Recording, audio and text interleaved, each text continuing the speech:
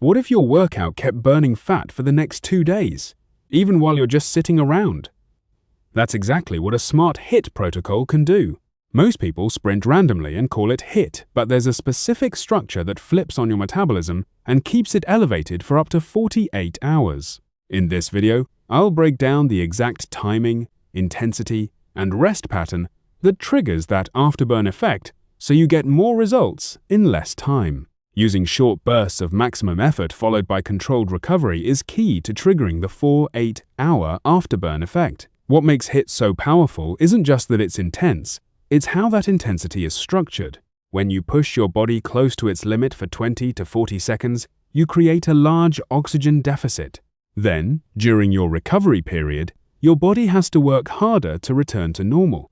And that's where the afterburn effect, also called excess post-exercise oxygen consumption, really kicks in. Think of it like revving a car engine repeatedly instead of cruising steadily. Each burst forces your system to work harder even after you stop. A practical way to do this is sprinting, cycling hard, or doing fast bodyweight moves like burpees, followed by slower movement or complete rest.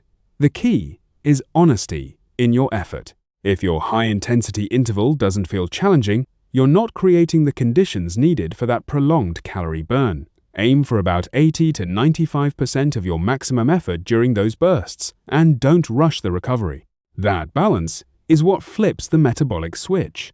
Keeping your total HIIT session between 15 and 25 minutes maximizes fat burn without overstressing your body. It might sound counterintuitive, but longer isn't better when it comes to high-intensity training. The afterburn effect depends on how hard you push, not how long you go. If your session drags on too long, your intensity drops and you lose the very benefit you're chasing. Short, focused sessions allow you to maintain high effort across each interval, which leads to a stronger metabolic response afterward. For example, a 2 0-minute workout with alternating sprints and recovery periods can be far more effective than a 4 5-minute moderate workout. Also, shorter sessions are easier to stick with consistently, which is what actually drives results over time.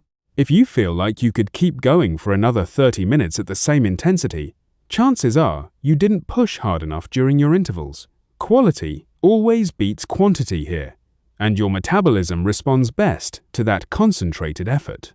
Incorporating full-body compound movements amplifies the afterburn effect by engaging more muscle groups simultaneously. The more muscles you recruit at once, the more energy your body has to use, both during and after the workout. Exercises like squat jumps, mountain climbers, kettlebell swings, or burpees force your legs, core, and upper body to work together, creating a much larger metabolic demand than isolated movements. This is important because the afterburn effect scales with how much stress you place on your system. Think of it as increasing the size of the engine you're revving. If you only use small muscle groups, the effect is limited. But when your whole body is involved, your body has to work harder to recover, repair, and restore balance, which keeps your metabolism elevated for hours. A simple approach is to build your HIIT routine around 3 to 5 compound exercises and rotate through them with intensity. This not only boosts fat burning but also improves overall strength and coordination. Allowing proper recovery between HIIT sessions is essential to sustain the 4-8 hour metabolic boost. It's tempting to do HIIT every day because it feels efficient and effective, but your body needs time to repair and adapt. The afterburn effect actually depends on that recovery process, where your body is restoring energy stores, repairing muscle tissue, and rebalancing hormones. If you train intensely again before that process is complete, you can blunt the effect and increase your risk of fatigue or injury. A good rule of thumb is to space HIIT workouts about 48 hours apart, especially if you're going all out during your sessions. On your off days, you can still stay active with walking, stretching, or light strength training, but keep it low intensity. This approach helps maintain consistency while allowing your metabolism to fully benefit from each workout. Remember, more is not always better. Strategic recovery is part of what makes HIIT so effective. Pairing HIIT with proper nutrition and hydration enhances and prolongs the afterburn effect. Your body can only sustain that elevated metabolism if it has the resources it needs to recover properly. After a HIIT workout, your muscles are primed to absorb nutrients, especially protein and carbohydrates, which help repair tissue and replenish energy stores. Skipping meals or underfueling can actually reduce your recovery quality and limit the afterburn effect. Hydration is just as important because many of the metabolic processes involved in recovery depend on adequate fluid levels. A simple habit is to have a balanced meal within an hour or two after your workout, including lean protein, complex carbs, and some healthy fats.